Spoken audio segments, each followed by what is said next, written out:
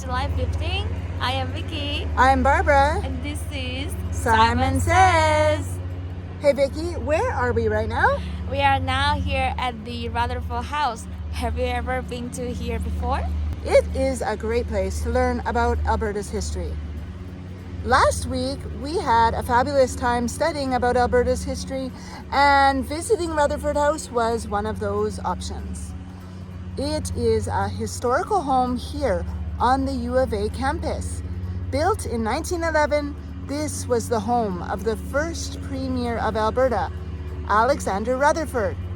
Have you ever heard that name before? I have heard about that name before. Have you? I hope you have. Alexander Rutherford, was one of the founders of the U of A. Have you ever been to the Rutherford Library? Well, it was named after Alexander Rutherford. So, if you have not explored this museum, we recommend it to you. And why is this a good idea for students to learn about the history of Alberta?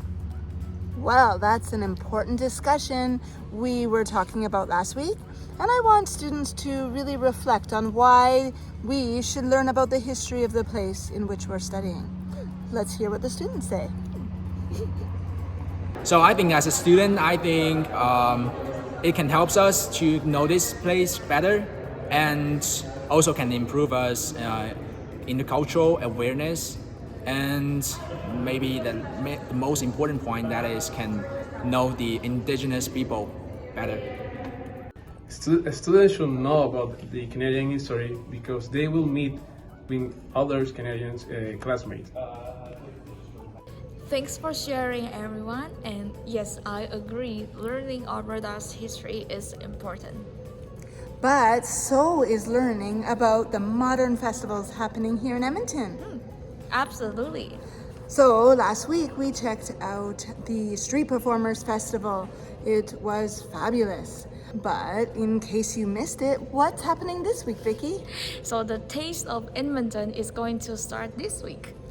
Yes, and what can we do at the Taste of Edmonton? You can try a lot of new food and music and some performance in the Churchill Square, back to downtown again.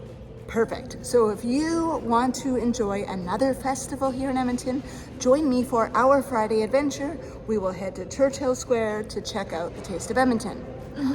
Speaking of festivals, there's another cool festival happening. What is it? It's K-Days. The K-Days only happen 10 days every summer, so if you like the roller coaster riding, you have to go. That's right. From July 19th to July 28th, you can join this fun-filled festival.